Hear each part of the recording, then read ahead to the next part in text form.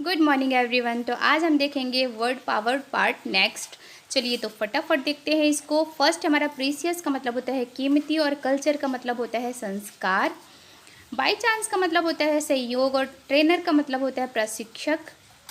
Function का मतलब होता है समारोह, और वेरीफाई का मतलब होता है जांचना या परखना। ट्रिप का मतलब होता है भ्रमण या सैर। सरप्राइज का मतलब होता है आश्चर्य या अचरज। सफ़र मतलब होता है कष्ट, और इंटरेस्टिंग का मतलब होता है रोचक। इन्वायरमेंट का मतलब होता है वातावरण, और फैसिनेटेड का मतलब होता है मोहित होना या मुग्ध होना। कावर्ड का मतलब होता है कायर, और हिस्ट्री का मतलब होता है इतिहास।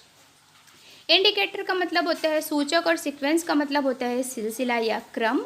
हैबिचुअल का मतलब होता है आदी होना या अभ्यस्त होना। क्वांटिटी का मतलब होता है संख्या। जनरेशन का मतलब होता है पीढ़ी, और एलियन का मतलब है पराया या दूसरे देश से आया हुआ। रस्ट का मतलब होता है जंग, और रिटन वर्ड का मतलब होता है पुस्तकें जो स्याही से लिखी हों। टू बो का मतलब होता है टेकना या सिर झुकाना। अडोरेबल का मतलब होता है आराध्य या पूजा करने योग्य। ह्यूमैनिटी का मतलब होता है मानवता, और डिविनिटी का मतलब होता है देवत्व। हैबिचुअल का मतलब होता है आदि होना या अभ्यस्त होना, और क्वांटिटी का मतलब होता है संख्या में या तादाद में। जेनरस का मतलब होता है उदार या दयालु, और साई का मतलब होता है शर्मीला। कैरेक्टर का मतलब होता है आचरण, और अनबियरेबल का मतलब होता है असहाय। फीबल माइंड मतलब कम समझदार, और प्राइड का मतलब होता है अभिमान। सैडन का मतलब होता है डॉली, और ऑब्स्ट्रक्शन का मतलब होता है विघ्न या बाधा।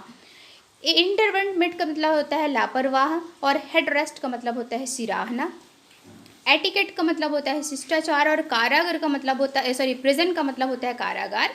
मिजरेबल कंडीशन मतलब बुरी दशा, और ईगो का